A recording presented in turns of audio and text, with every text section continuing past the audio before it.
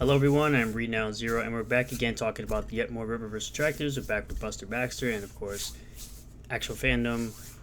As the fulfillment heats up, is the last week that you can back this campaign and get things like cover A, B, and C.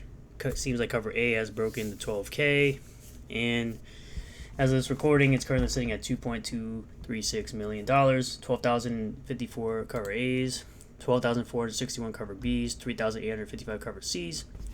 Only 5,000 of these have been made. The cover artist is Shane Davis.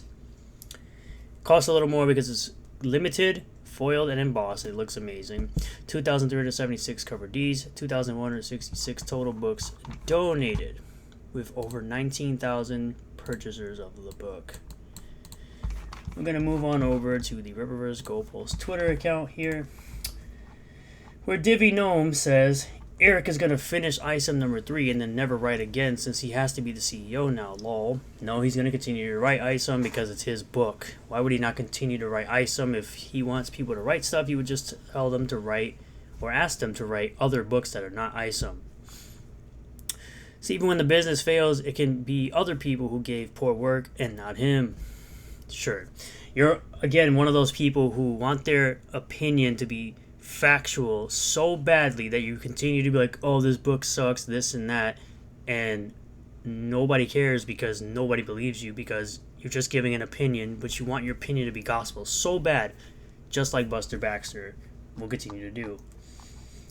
We got Puma Fist here saying that ISO number 3 will make 1.5 million. If you don't make more than that, it's over for the Rippaverse. Even though they got Alpha Core number 1, Yaira number 1 still coming. That'll make millions as well. Let's take a listen to what he has to say. Expectations of the first book. So you're losing out. You're losing your fan base already. You haven't sold as many copies as you did as the first one. That happens with every single comic series, but go on, tell your side. This book was not anywhere near as, I can't even say good, as the first one. How would you know? I guarantee you don't even own 1 or 2. How would you know if the book is good or not if you've never owned it and never read it? Because, like, of all the unanswered questions. Now, I've only seen flip-throughs on some of these reviews, right? I haven't read through the whole thing, but what I've seen is pretty damning about just nothing gets explained, characters from the... Probably the same review that Vickyverse and Buster Baxter and actual fandom have used from Red Strider, where they show that little clip where they cut out the rest of the review and just showed you what they consider the bad part of the review. That's probably what you've seen. First book are gone. Now there's a whole bunch of new characters. You're just throwing shit at the wall to see what fucking sticks, dude. Terrible. Fucking terrible. By the way, if you can do better, why don't you make your own book? Oh wait, you can't because none of you have creative bones in your body. Man, I don't know. ISOM number 3. Let me go ahead and make a prediction on that. 1.5 million. If you're lucky. It's just going down from here. What did you make? 3.7 with ISOM number 1? You're at 2.2 on this one. You're 1.5 mil away. It's called number 2s always make less money than number 1s. Again, you will never understand this because you are not a businessman and you know nothing about comic books. That. So I'll be generous and I'll say you'll make 1.5 on this next one, which is 1.5 million more that you will never see. Only 700,000 away from what you're making now. So at that rate, you're fucked, bro. You bought all this fucking equipment. You bought this fucking warehouse. We're gonna ramp it up. We're gonna beat the system. We're gonna beat. Alpha Core number 1 is the next book, by the way, which it's a number 1, so it's gonna sell very well. It's gonna be multiple covers, I'm sure, and a lot of people are gonna be excited for Alpha Core. Then right after that, Yaira 1 comes out, which is probably gonna be the same thing, massive hype, and you're gonna be crying about Alpha Core, and I'm sure you're gonna be crying about Yaira, just like all you other haters do. So it's never going to end. It's going to be an endless cycle of haters just consistently hating on anything Eric July puts out. So that's why he doesn't really care about what you dummies have to say anyway. Number 1, you ain't shit, dude. You ain't shit. And if ISOM number 3 doesn't answer some motherfucking questions.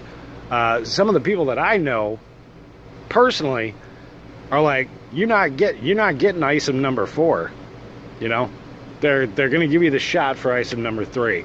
So make as much money as you possibly can with that. Fucking not a crowdfunder, Eric. You better make. It's not a crowdfunder. He put his own money up to fund the book, dummy. A crowdfunder, typically you need money to fund the book. When the books are already completed by the time he puts the pre-order campaign live. Make as much money as you can with that, because it's going to be over afterwards. Anyway. Again, Yaira number 1, Alpha Core number 1, and then Alpha Core number 1, Yaira number 1, then probably Item 3, bro. Do you not understand that there are multiple comic books that are being made in this universe? There's going to be multiple campaigns for these things? Clearly you don't, because you don't run a business. But what do you know? We got Organized Chaos reacting to a critical drinker. I don't even know if I should include this, but I guess I will. Both pretty awesome, and maybe we'd do well to work together instead of unfairly elevating one group above the other. But nope, the Barbies go right back to being in charge of everything again, and the Kens slide back into a meaningless, depressing existence of being irrelevant second-class citizens. Congratulations on missing the huge part of the ending, but sure, whatever. And that, I think, is supposed to be a happy ending? Pretty sure that's how the movie ends. Fuck. Honestly, I'm struggling to find the right words to properly express just how monumentally awful this film is. It's like a serial killer dressed in a Pikachu outfit. Superficially, it might look bright and cheerful and cute, but beneath the appealing facade, there's something genuinely horrible and sinister. This is a... Okay, Will Jordan, I want you to tell me where the Barbie movie touched you on the doll. You're acting so hurt by this thing. My... That's not a criticism, by the way. That's just you trying to make a joke and it flopped. Your joke flopped. God. Movie made by people who utterly despise men and masculinity, or any kind of traditional gender roles of any kind, and make absolutely no attempt to hide it. So you're a woman who wants to be a mother or a homemaker? Screw you, fascist! You're a man who wants to be... Is that the message of the movie? I missed that. Yes, it literally was just showed in the video you're watching. Assertive, ambitious, confident, and successful? Well, that clearly makes you a misogynist, don't you know? I missed that message too. I like how you can just insert your own messages into the movie.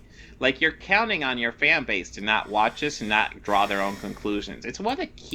With the way that Critical Drinker has set out to make his videos, he's pretty informative on what the movies are about when he watches them and makes his reviews. So I can tell you right now, you really don't have any arguments against him. You're just saying a bunch of dribble, in my opinion. Key things these guys depend on.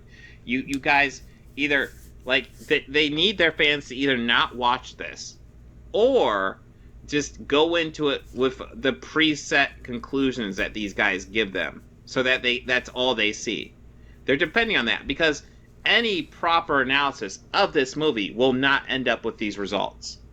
It's so fucking divisive and unnecessary. It's like they had a perfect opportunity to unify audiences behind a simple message of reconciliation and equal opportunity, but which they did, but you know what? Let's just ignore. Which they didn't, because literally the movie ends the same way it begins.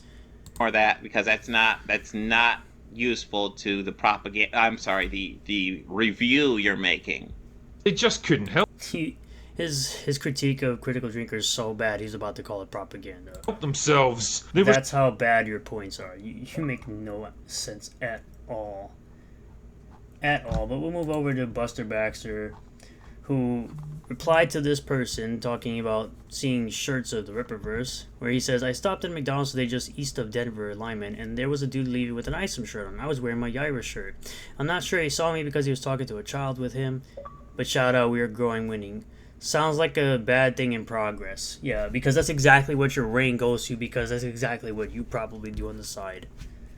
I don't know. Why is that the first thing that comes to your brain when someone's talking to a child? It's probably his child that he was talking to, you weirdo. But it all makes sense because you hang out with Vito the pedo. I mean, what else is new? Then he makes this weird thumbnail or whatever describing a fan of Isom here, and then a dog vomiting on an Isom book, which is Just tells me you're so obsessed with this man for no reason. Once again, you didn't give enough information to the audience to make the story compelling. Who was hurt? Why were they harmed? Is anyone currently in danger? What could prevent it? All these are important. Good storytelling. Well, clearly your book is not good enough storytelling because you're sitting here crying about somebody else's storytelling and your comprehension is that of a first grader that you couldn't even figure out points or questions, answers to questions you asked that were explained in the first book. And it's probably the same thing for the second book, but how can anyone know when you put it behind a paywall? How can anyone know if you put it behind a paywall? But of course, we have actual fandom who showed this, or this is actually on the Biggest Problem in the Universe Twitter account. Let's go ahead and listen to it. Well, at least we get the big ending where we find out what's really going to happen. A super monkey. He has to fight a super hell monkey. That's what this has been leading towards? Donkey Kong. Okay, show... There's still another book, by the way. It's 3 books. But of course, Vito and Buster Baxter over here don't understand that this book is 3 books. This arc is 3 books. And then there's probably more books after that. It's called building a universe, something that you clearly can't do considering your book is delayed because you're sitting here crying about Eric July so much, Vito. Show this picture. Okay, so issue number 1 ends with, I got my suit back. I can't wait to find out what happened to Jasmine and to fight Darren. Issue 2 ends with, I'm going to fight Satan Monkey Man. How did we get here? Got a jewel like Gardevoir. How did we get here from the first book? Again, showing copyrighted material, and then they wonder why they get DMCA. They're showing digital photos of a comic book that doesn't have a digital copy of it. The first book was about finding a lady and fighting security guards. Now he's fighting Satan? This went from like a grounded street level story with... Again, where's your book, Vito? Delayed? Because this is what you spend all your time doing. You spend all your time critiquing someone else's story rather than creating your own because you're that much of a, I don't know, uncreative person. All his fans were saying, this is what we want. We want a grounded street-level story. And now they've all completely changed their tune, and they're saying, we want him fighting hell demons. It's the Simpsons episode. Do you remember the Simpsons episode where they have the two-way glass? Okay, how many of you kids would like Ice to deal with real-life problems like the ones you face every day? And who would like to see them do just the opposite, getting into far-out situations involving robots and magic powers? Okay, so you... Because this is what they actually think of fans of the Rippaverse. They think that we're not intelligent enough to figure out books. Meanwhile, you couldn't even comprehend easy questions that had simple answers to them in the first book, and you did the exact same thing with the second book. Your crappy notes that you put out that were supposed to be quote critique, you couldn't even figure out simple things that were in the book and answered for you because you're that much of a room temperature IQ brainlet, Buster Baxter. You can't even figure out simple things that are written right there for you. But you want to sit here and try to say that fans of the Rippaverse are unintelligent. But you show how unintelligent you are literally every day. Wants grounded, street-level adventures where the hero goes to hell and fights flaming monkeys. And also, you should win things by watching. You kids don't know what you want. That's why you're still Because again, the rest of the episode is behind a paywall. kids, 'cause you're stupid.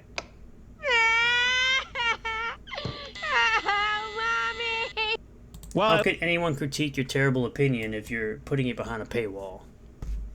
So, if you want more information about who Buster Baxter is, you could check out this video called Day in the Life of a Rippaverse Hater over on the Rippaverse Goalposts YouTube channel. Great information about who Buster Baxter really is. This was, of course, brought to you by Actual Fandom, who is still yet obsessed even after making an hour, 22-minute video talking about his research about Eric July, still sharing things and talking about it just like Actual Fandom. But all in all, like I say, these are the type of people we're dealing with. These are the type of people that hate you, the fans of Rippaverse, just because you like something that they don't like, and they have these terrible critiques and these terrible things to say. Meanwhile, they can't even fulfill their own books, like Vito had to delay his book months because he couldn't make his fulfillment because he never finished his book. At least Eric July can say he finished 2 books that were both multi-million-dollar campaigns, while you barely broke 100K on your Super Killer book. But I think that's all I got for today. Thank you all for checking out this video. I really do appreciate all the new subscribers, returning subscribers, new viewers, returning viewers. If you do like this video, hit that like button, comment below what you feel about all this, subscribe for more content, hit the bell for notifications, set the bell to all, that way you get notifications anytime I post a new video or live stream, and I'll see you all in the next one. Peace.